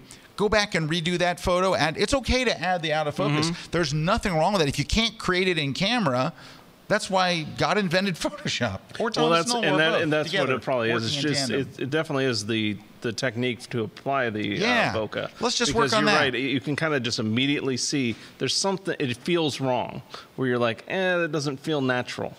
Right. This doesn't feel natural. Yeah, there you go. It doesn't feel natural, and that's pulling away. But I like your photography, so I like where you're going. I think you're onto something here, and I like the kind of you have a style. These photos stick together. You know what I mean? It's like it sticks together. Okay, so I like it. I like all of these. I think you're onto something good, and thank you for letting us know that that's what the case is. You know, and really honestly, like we were talking about earlier with the post processing, I think the post processing too. Besides the bokeh, that's where it was kind of in line. It felt good. Where that one earlier kind of felt like just too far. Yep. You know, that felt good.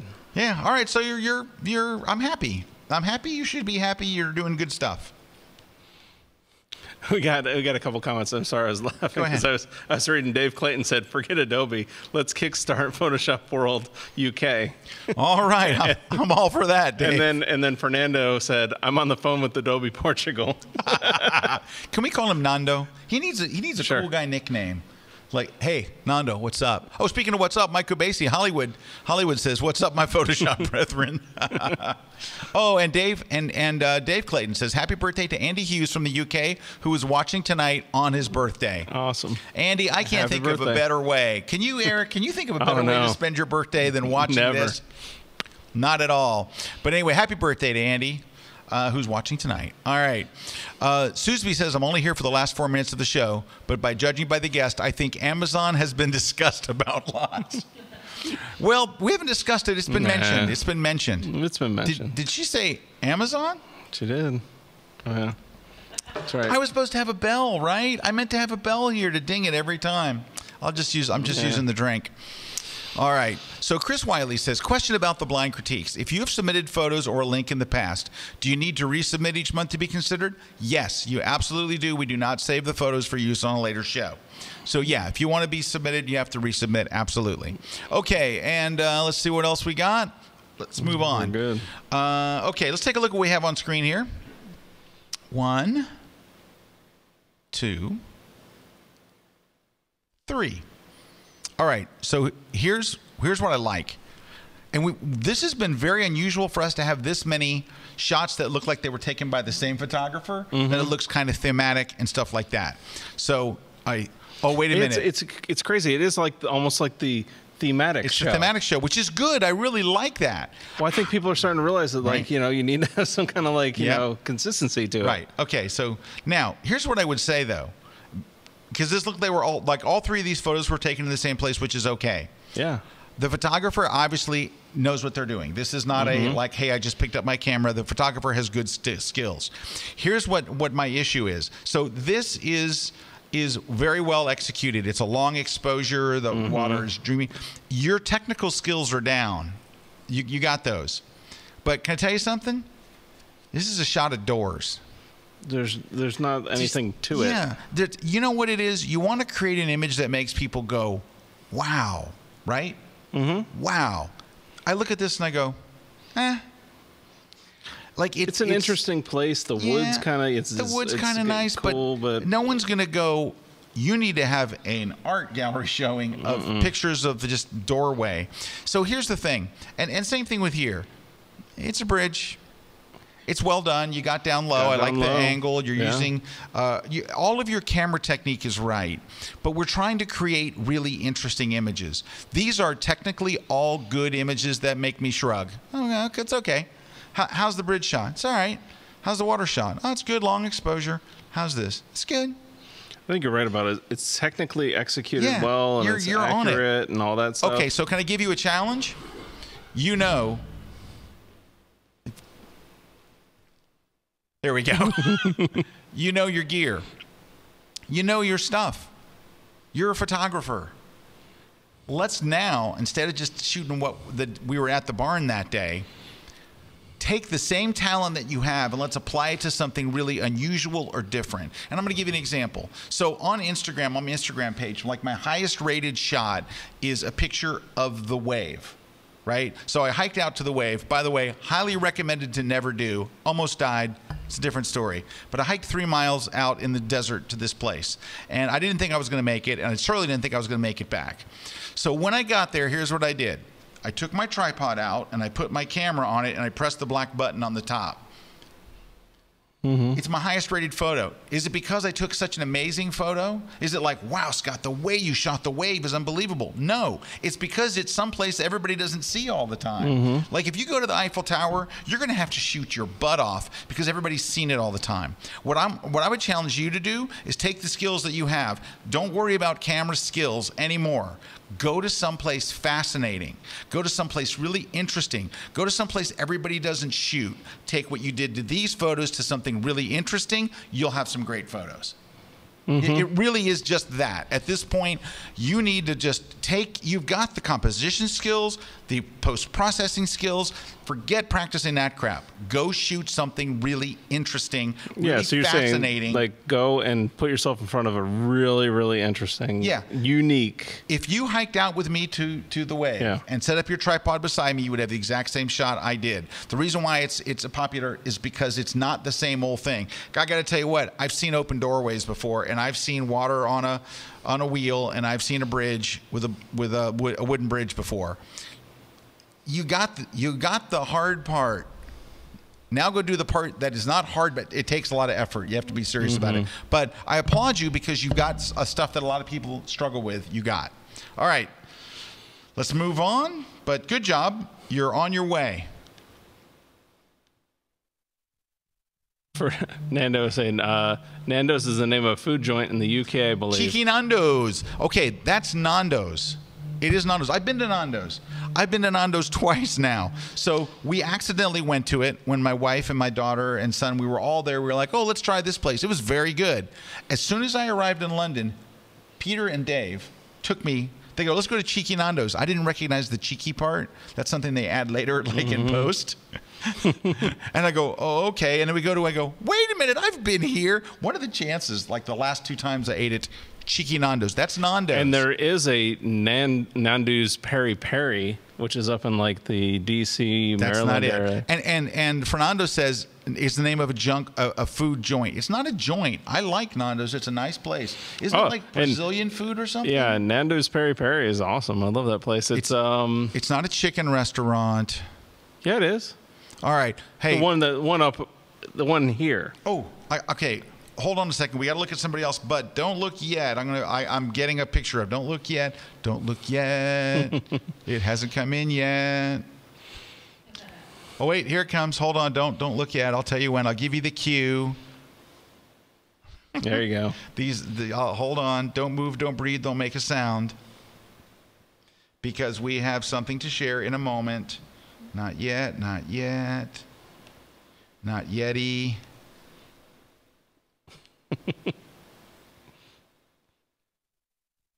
We have shots of Kathy Bateson at Photoshop World. Take a look. Here we go with a bucket of light beer. Oh, I just did something horrible. And Miller's Ale House right there. Photoshop crashed. Let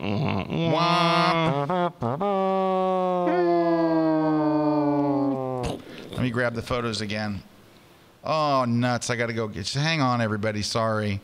How do I get these to open? Let's see. If we can get Photoshop not to crash, that would be sweet. All right, here's Kathy Bateson. And here's Kathy and Fran at Dunkin' Donuts. Dunkin' Donuts. Wow, did you come to America or what? Light beer and Dunkin' Donuts. Miller's Ale House and Dunkin' Donuts. You could not have come more to America than those 2 pictures. All right, so we wanted to share those just to show that both had a good time, certainly. Oh, yeah. All right. Good times by all. So thank you, Jen, for sending those over. You're good and bad at the same time. On to another photographer. All right. Good shot. Come on. Very good shot. I love the silhouette. I love the backlighting. What happened here? Yeah. Okay, so here's what's happening. You have an opportunity for a great shot here, right? You can see the sparks coming off, the skate. That's what he was going for. But you got to, unfortunately, you're focused on the wrong thing. You're focused on the shoelaces. You took this shot because of like this area here. It's just a focus problem. Yeah. But it's also, it's a busy thing. I don't know where to look if you problem. If you could move a little, it probably would have been a better shot. Yeah, I like what you're trying to do. I like what you're trying to do here. You didn't quite pull it off because, unfortunately, the focus is on the wrong spot. Like this ball back here is in focus and the shoelaces are in focus. They're in the same plane of focus. Up here where I really want to see it, and it looks like you tried to sharpen the sparks because it's not quite, yeah.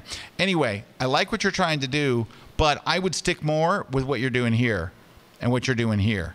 You got some good stuff. Very nicely done. These are really well done. Just keep up on that stuff. Stick with that. I mean, that could have been cool. Yeah, but you know what it is? It's it's such a break from what your other stuff is. Oh, I don't even know what to do with it. Look. Yeah. I tell you what, this consistency stuff is really big. Yeah. Where you gotta look. Yeah. Yeah, because this looks like it was taken by the same photographer, and this looks like it was taken by his friend. It's like you got to have some consistency. Kirsten says anyone can take a picture and it be decent. It takes more to be a good photographer and be above average. And this is talking about what we were talking about with our last photographer, who has a big important part of the thing. All right, but good. I think you're doing good. I think you're on your way to good photographers today. I'm so pleased to see all this good stuff. Oh gosh, here comes another good one. Yeah. Yeah. Oh boy, here comes another good one. Look at that pano. Beautifully done, beautifully stitched. Yeah. Nice. This one is nicely done. I think it needs to be cropped in tighter because the thing that I'm interested in is a little further away, and there's a lot of junk and stuff over here that just doesn't need junk on the left side. Yeah, lots of junk. I think a good crop here might really make a much stronger image. So I'm going to kind of just crop it in like Now this is not exactly on the money here. This is my 30-second crop, but I think you have a much stronger image here. I still need to work on the crop a little bit, but I think you have. And then I would go and add this like little vignetting on the edges to get rid of some of the junk on the sides. You got something here. You got something here, and this last one is very nice. I don't think I need quite as much foreground because really what you want me to look at is the brightest part, which you did well. These are all nicely done. You're a very good photographer. Right. I'm going to call you out on something. I hope you don't mind. So this appears to be a fake reflection, which I'm totally cool with that. Some of it anyway, because if you look at that looks cut in. Now, you could let me know that it's not, but it sure looks like part of it is very cut in. I could be wrong, but I'm going to think that, yeah, look at those edges.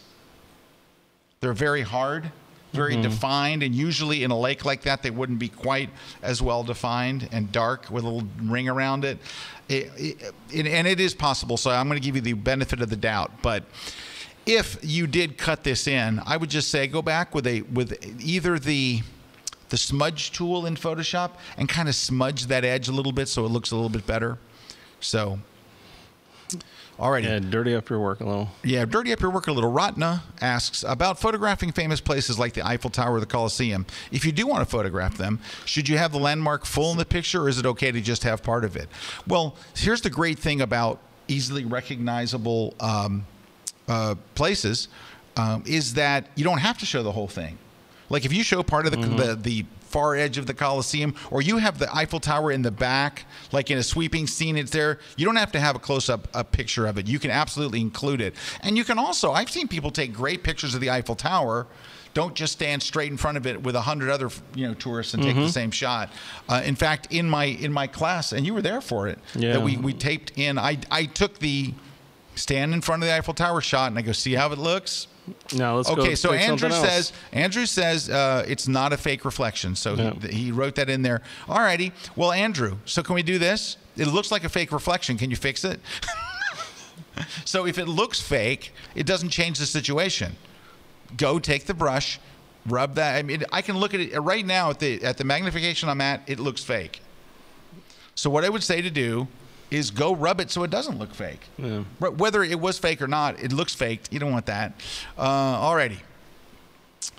But good job. I mean, obviously, you're shooting in lovely light, and you're doing a nice job. And outside of that one minor critique, I didn't really have anything to say except for keep up the good work. You're putting yourself in front of interesting settings. All right. Let's see what we have here. Well, they're not opening up. Stinking thing. Doesn't recognize that kind of file. Well, you're not going to get a critique if we don't recognize your type. How can it not be opening? They're just not. They're just not opening in Camera Raw. They're just not doing it. Can we bring this one over to Photoshop? Will it open there? Nope. Don't know what's wrong. Oh, there we go. It opened anyway. Okay. So this is Venice. So it's taken from the Academia Bridge. What would have made this wonderful is a long exposure. Get a ND filter, and it would have made all the difference in the world. It's shot with a wide angle camera, which is pretty good. You've got a very bright moon. The color looks funky to me. Can I suggest trying something? Just try this. I don't know if this is going to work, but can I tell you, for a lot of night shots that I've seen, I did not come up with this, by the way. I read another photographer doing this. He pushes everything to blue for a night shot, and then takes the brush and comes in. I would give the credit to the photographer, I can remember who it was, and then comes and puts in yellow like on the buildings where the light would be. And I'm doing it really quickly. It's not super awesome, as you can see. But I can see what the technique's doing. But it yeah. kind of makes for a more interesting picture. I'm going to show you side by side here. So it kind of makes for a little bit of a more interesting picture. Mm-hmm. I also think your whole image is a bit overexposed, like a bit too bright. Yeah. So I'm going to take down the exposure a little bit, like that. Maybe even the highlights a little bit. And I think that would be a nice way to something to consider. But nicely done, like photographically wise, nicely done and nicely carried out. Is this one too? Nope, that's Kathy Bateson. Remember the others didn't open. Right, the other ones didn't open. So I'm only be able to critique one shot, but you're doing good. For the one shot I can open, you're rocking it. All right, so all right, let's go back to where we were. This one, I don't know if, I can see it that way. Okay. This is kind of what we were talking about with the gentleman with the barn earlier. It's some snow steps, and the sky's bland, and it's just kind of, there's no wow here. It's just kind of, it's okay. It's a photograph. It's a photograph. Oh, there we go. We see this one.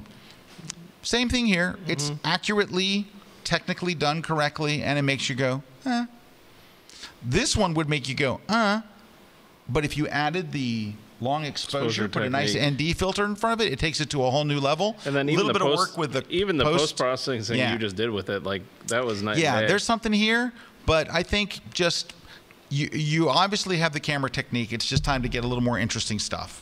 So not bad though. All right, let's see what we have here. Oh, it's not opening again. Well, wait, let's just see if I can do this. All right. Well, that's nicely done. Very nicely done.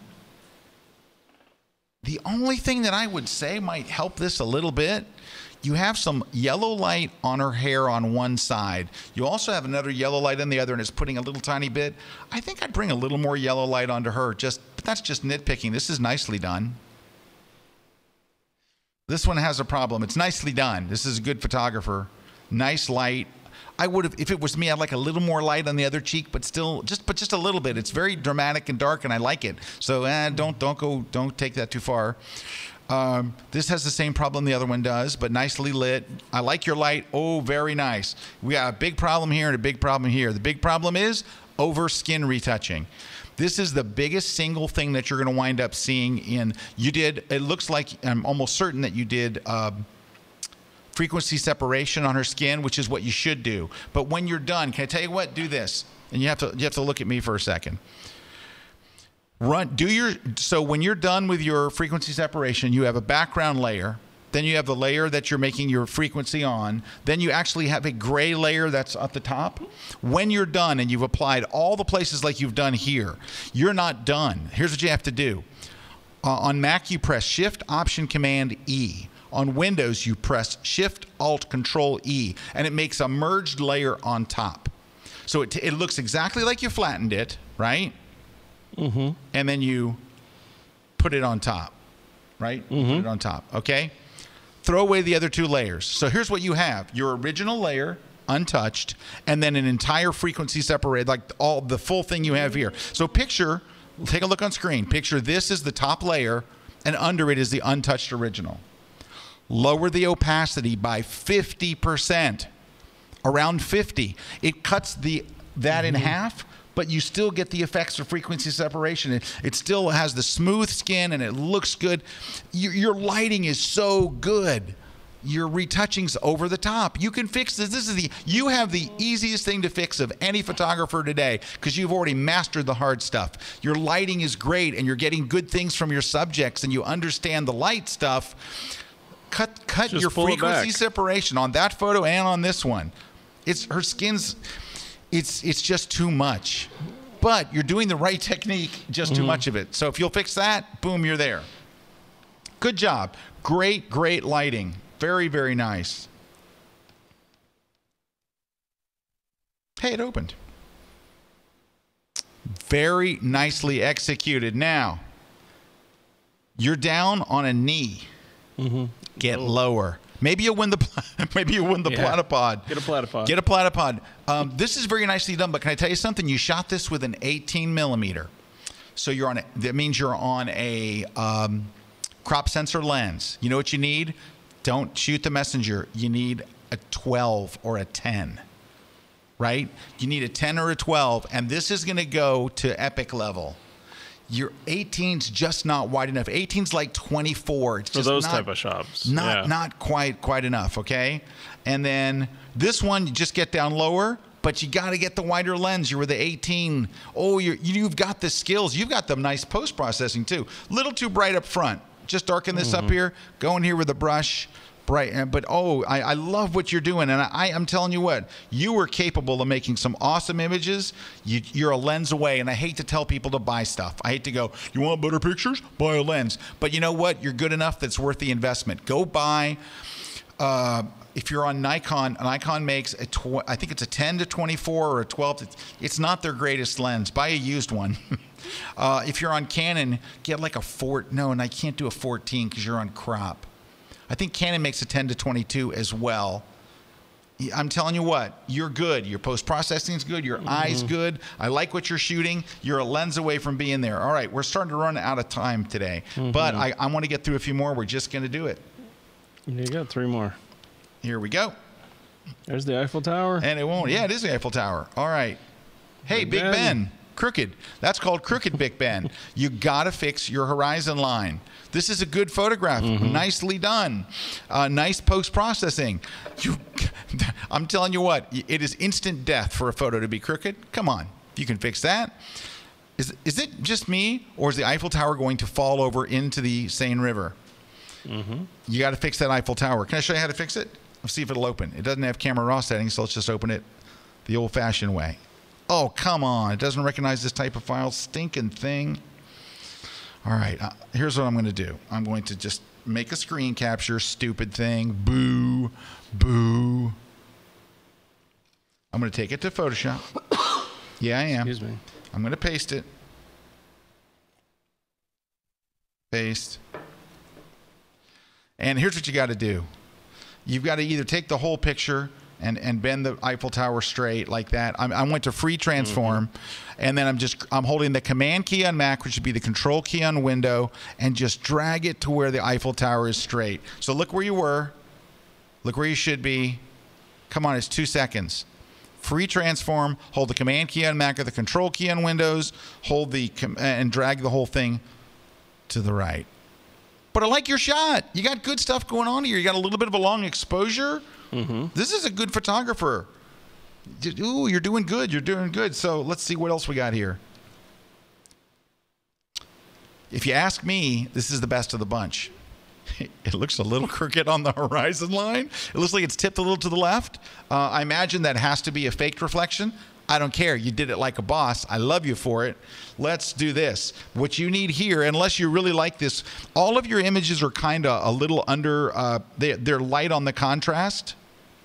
Hang on, I'm going to have to do it again. Stinking poo-poo head. That's as much cussing as we're going to do on the grid today. But as soon as we get off the air, Eric and I really cuss it up a lot. Oh, yeah. That's a cool... He starts mentioning other retailers by name. It's crazy. It's a great shot, though, isn't it? This shot's like a boss. But go to Camera Raw as a filter, right? Very interesting. And let's add some contrast in here. Add a little bit of clarity. And let's open up the shadows a hair. Let's darken that sky with a gradient. Go to the exposure and let's darken that sky a little bit. Let's get rid of that little dot of lens flare. And I'm telling you, with a little bit of work, you could have a really nice shot there. Just a little bit of work. Your stuff looks flat, which just means you really need more stuff. Brian England asked, how can I submit shots for critique? So Brian, if you follow me on Facebook or on Twitter, the day before, I give everybody a heads up, hey, tomorrow's the day. It usually is the first or second week of the month that we do the blind critique. So we would love to have you send in, though we'll never know you did because, again, we don't. Patty says, I've never watched before. Excellent. Is it weekly? Patty, we've been on the air for 6 years straight. 6 years, Patty. 6 years. I'm going to get the next one ready. Eric, tell them about the contest. All right. So the contest, go to... Where do they go? Kelbyone.com/contest. Well, if I was going to go to the contest, you go over there, put in the grid, put in your first name, last name, and then in the comments, tell us what you want to win. We got the Platypod Pro, right? Or is it? Platypod Pro. Platypod Max. Max. We got the Max, the big one. Big boy, right there. Platypod Max. Yeah. We got the Lens Pro to go. Case. Scott's going to give away... Lens Pro to go, best people on earth. One of your both your seminars. So one in Indianapolis 19th. and Minneapolis. And Indianapolis, and my book, Digital Photography Book Part 5. So just go in there, go into that comments field, and tell us what you want to win. Okay, so we're going to run out of time on our Facebook feed here, but I have two more things to go through. If you want to watch it, go over to go to kelbytv.com/thegrid. We're going to run over by about 5 minutes, but I'm going to get to all of these. Bob from Oz, I'm going to read your comment. He says, I'm addicted to Kelbyone, by the way. Is there a help group for that? Yes, there is. It's in the community. It's called community.kelbyone.com. It's all a help group. And I just want to give a shout out to Rose Kieran. Thank you for all the kind remarks today, Rose. Very kind of you. All right. So Andrew says, thanks for the feedback, guys. Much appreciated. Thank you for submitting there, Andrew. A nice job on your photography there.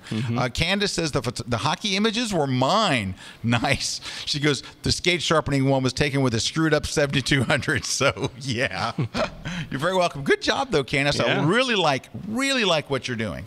Okay, so let's take a look at this image here, and let's see what we got. Nice. Okay, can I tell you what I like that this photographer's doing? They have chosen interesting angles to take subjects that have been shot all the time. But you know what else helps it? A consistent post-processing look. You know what it looks like? The same photographer took all 3 shots. I love that. You don't feel like you're all over the board. This feels like a more established photographer. I like what they've done here. And you know what else is interesting? The sky's light, but it works. Right? Because usually you'd want the sky a little darker. This is Empire State Building, but nicely done. It's so clean and nicely done. If it were me, I would take all of the skies back a little bit. They're a little bright, but I wouldn't go too far. I kind of like what you're doing, especially in the first one where there's such a great contrast. Like if you make it too dark, it's going to start. That's my favorite. I think that sky is okay. I think this one could come back a little, and this one could come back a lot. But you got a bigger. This one actually has a problem. It's going to be a pain in the butt, but I guarantee you can do this if you're patient. You got to get rid of that ugly tree coming in from the left side. Right over here on the left side, you got ugly dead tree branches coming in. This is a good shot. It's interesting composition. I love the way you have Atlas here coming into the scene and stuff. You got to get rid of that. It is worth taking the 35 or 40 minutes it will take to do this. Hey, Loopy Bridget says, we are all addicts and enablers. Fred says, I'm with you, Bob. It's the worst addiction to have. It is. Thank you. You guys are being so kind today. Thank you. All right. So I love this photographer. I love their... I love that shot. You know what it is? They have a very graphical sense to their photos. So I always say the graphic designers make some of the very best photographers because they have such a sense of place in an image. They have such a built-in, like graphical look to everything. And I think where this photographer is going with their look at the lines at the top. The top and how it almost looks like the crown there at the top. Yeah. But yet immediately you know that's the Brooklyn Bridge. Yeah. You don't see that. You don't see that shot that way. No, it's so well done. So good job. Very, very good. And I think we have one more to go. We're not going over by much today.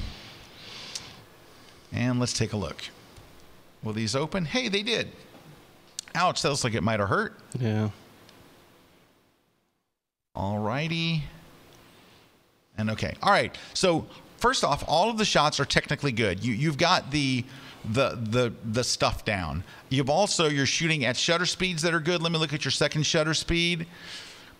800, you're going to get burned a little at 800. I know that's you're having to shoot at 8,000 ISO, and you're like, Scott, I'm at 8,000 ISO, and you're saying my shutter speed isn't fast enough. Just try to get it to 1,000. Doggone it, you know what it is? I know. But you know what? I've been burned. I'll be in it. Before I used to lock my settings. I now lock them. So I shoot with the Canon 1DX, and there's actually a lock. You set your settings in place, and you lock. Because when you're running, you'll hit the wheel, you'll move something, and I've been super burned on a shot that dropped from 1,000th to 1/800th of a second of a touchdown catch, and the thing's stinking blurry just because I let it drop to 800. It's a tough one. Shooting under Friday night lights is very, very tough. So here's what I would say here. What would make your timing is on the money, right? Unfortunately, your framing is a little off. So he is, ideally you would want him to the left. You can fix this to some extent, by cropping. So you're supposed to have more space in front of him than you are behind him, is what basically the story is. So let's get a little tighter. In fact, you might be able to get a whole lot tighter and create a little more of an interesting image. Let's go right in here. I don't need to see his whole bat and everything, but that zooms me in to what the real subject is. This photo is about the ball hitting the player and his expression. So it's not really about his pants. It's not really about the end of the bat. So by bringing it in tighter, I'm going to show you where we were. Let's go back to... No, you're absolutely right. Let's clear the crop. Look where we were. Bunch of empty space. That empty. The stands behind there are empty. Then let's go back and that distracting sign. Take out the distracting sign, and you put him to the left of the frame with some movement in front of him. You've got a much stronger picture. So first off, kudos to doing it, right? So that's really good. Well, like you said, technically accurate, but yeah, working on the frame. Right. You got to did change that shot. You got a stronger shot inside the one you shot. You owe it to your people. I mean, to your viewers. You owe it to your people. You owe it to your people. All right, and here we go. This one, I hate that his feet are cut off, and that's like if I submitted this to an agency, they'd go, oh, you know, wish you got his feet. I do like it. He's right. It is a peak moment of action. He's going to be tackled. Not much you can do here. You're pretty good. I wish there was a way to crop it wide, but there's just not. This one, what's our shutter speed? Thousandths of a second. Okay, the only thing that's blurring is here. I was trying to see if any players are blurred. You're going to get blurring sometimes on a ball, because balls go really fast, but players you're able to. No, that's fine. Yeah. That's okay. I just want to make sure it's not on the players. You know what it is? This guy over here, this gentleman here, brings absolutely nothing to this play. So if we could crop in a little tighter, now we're not going to be able to get rid of him, unfortunately. Here's where I'd like it to be. This is the story. These guys. Unfortunately, you're going to cut off something. Dang it. How I'm trying to save this, because you got a good, then you got his ankles cut off. This is a stronger shot too, because you get rid of the guy that has nothing to do with the play. And I always have to ask myself, what is the story here? The story is the guy and the defender, right? That's really the story. He's jumping up in the air to stop it, which is great. I hate the double amputee effect, and I would get in trouble for sending that in. The first thing they would say is, you cut off his feet. You freaking cut it off. So I'm not happy about that. But I think this is one that you can, I would probably have to go, if you could go a little tighter even. But here's the problem. If I go tighter, it'll fix the guy's legs on the left, but then it cuts off the toes of the guy on the right. These are the things we sit inside the sports editing room and just go, crap, and you got to do the best you can. Yeah, and it's just, with sports, it's where you are at the time. Right. I mean, a lot of but times, either way, I don't have a perfect picture with the loose crop. I'm gonna go with the tight crop. But I think you're on your way. I think you're doing a lot of the technical stuff right. That's exactly what I saw with you doing there. Is when you didn't have ideal, you take that crop and just crop it tighter, because that usually make a stronger picture, and every time that made a lot stronger of a picture. All righty. Hey, Fran Hughes says, awesome critiques today. I'm starting to shoot with a lighting setup thanks to the inspiration I got from Photoshop World 2017. I love what I'm producing, love being creative. Thank you, and thank you for the comments, Fran. Cameron says, great episode as always. Thank you, Cameron. Hey, we want to give a shout out.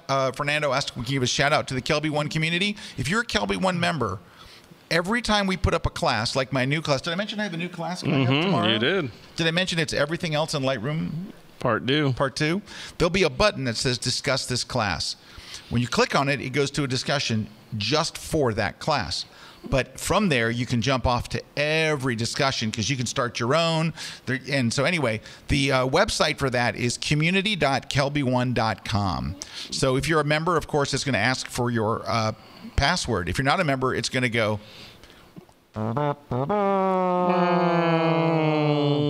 It's going to say, hey, you can get in here, but you got to take the 10-day free trial and all that kind of stuff. So anyway, but shout out to the community. And Fernando is one of our, what would you call him, most valuable commenters. He is a very, very good photographer. Very helpful. Incredibly helpful. And there's a lot of people in there. Alexandra is in there a lot. Doc Chevalier. And new people are starting to come in, and really, it's a wonderful community, and they do a great job in supporting and lifting. Erik's in there, I'm in there, we're all in there. So we invite you to come by to the community courts if you're a Kelbyone member. We will have some news next week, and I think we're going to have a webcast on some new fun stuff for Kelbyone members next week. We don't know the date yet because we're still waiting for I can't tell you what we're waiting for. We're waiting for something tomorrow. It's not about Photoshop. For a large company. Waiting for another large company to say something. But drag their feet on. But we'll have something interesting for members, and we'll have a webcast for that as well. I want to thank Jen over there moderating today, and look for Jen back on the show next week. I thought you did wonderfully well last week, by the way. It was very fun having you on there. And you know what it is like? I was talking to Calibra about how comfortable you were on the show, and I said I think it's because Jen knows every viewer. She's playing to the home crowd. Like she knows everybody. She's like, these are my people. I'm happy to go on. Yeah. They know me. We're like a crew, right? Can I tell you something? That's one of the things about Photoshop World that is wonderful is bringing all these people together that we talk to here in the forums, and they get to meet them and see them drink. It's so much fun. Oh, I'm sorry, Kathy. Drink. I'm sorry, Kathy. I'm sorry, Kathy. It's good to put a face to the name. Well, yeah, it is, and it's fun to get to hang out with them and stuff. And I got to know a lot of people, on a different level from this, right? And you had meetings with some of the community members that went really well. We really got to enjoy meeting, the folks. It's so much fun. It's where everything we do comes alive. It's like we can actually, meet the people that we're shake their hand and thank them all year. Anyway, there you have it for today. Let's see. I can't tell you about Frank Durhoff's seminar. It already happened. I love to do that, but his seminar already happened. In where? It was in New Jersey. And people went to it. It's nuts. Where? Anyway, it was great seeing Frank again. And it was great seeing the whole gang. It's like a family reunion. But thanks to all of our friends. Thanks to Meredith in the booth. Wani here on the Joe. I think we're about to see some of Juan's work. So thank you to our sponsors. Juan's work. Speaking of Juan's work, Juan has some awesome photography, especially travel stuff and his sports stuff. Hey, it's awesome. All right, since we're already run over, is it okay? Can somebody go grab that big print of Juan's off the wall? Can you go grab it, Juan? It's not here. Where is it? Next week. Will you bring it next week? Juan's work, the big one awesome. that was on the wall in there. Oh, everybody! Jen's work's awesome. Juan's work's awesome. And then I know we didn't get to show Juan's. Meredith just shot a wedding. Meredith just shot a wedding the other day. What a everybody here is so creative. But you got to see Juan stunned me at his photography. I'm like, Juan, you're sandbagging Magic me. Magic Juan. Anyway, you're about He's one of those guys when I saw that the Brooklyn Bridge shot, I thought of Juan because that's what Juan sometimes he'll show me these shots and I'll be like, wow, why didn't I think of that? Juan's got skills. Not That's just awesome. in video, because he's a great video editor as well. And great cameraman, just a great guy. We're out. We'll see you guys next week with Jen and Calibra on the show. Erik, thank you for Amazoning with us. Yeah, no problem. Anytime. Prime it up. Prime it up. We'll see you guys next week on The Grid. Take care, everybody. Bye. Prime it up. Prime it up.